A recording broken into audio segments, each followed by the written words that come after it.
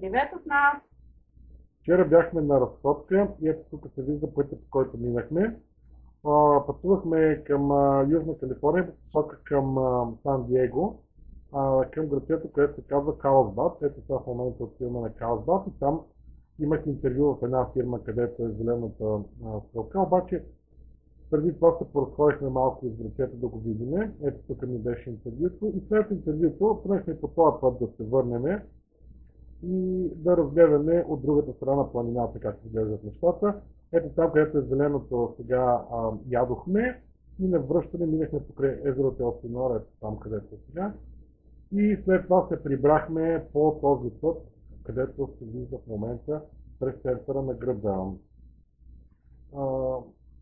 Тук сега ще ви покажем къде, как изглеждаше тази част от пътя, която беше във вътрешната част на Калифорния, централната, отвъд крайбрежната линия. Видеото е много експлозия и сигурно си на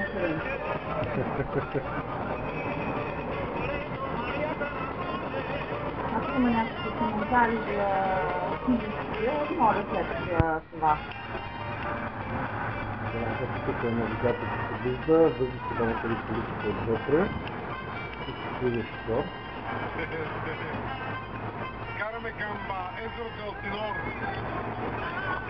Сега бяхме на интервю в Карлсбад за една работа и отиваме сега да се разходим до езерото Елсинор. Какво е интересно за езерото Елсинор, че от него Тук разказвам на Петя как по времето, като работят на Hyundai, те стигаха до това езеро Елсинор с моторите, защото пътя през планината е много красив и много такъв нещедрен, но много хубав за да се хубаво да се кара там, приятно.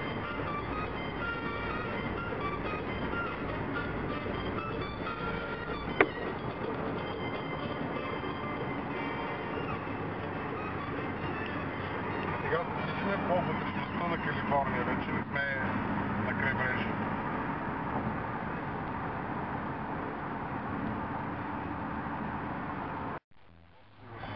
О, видео без да искам. Също. Много добре.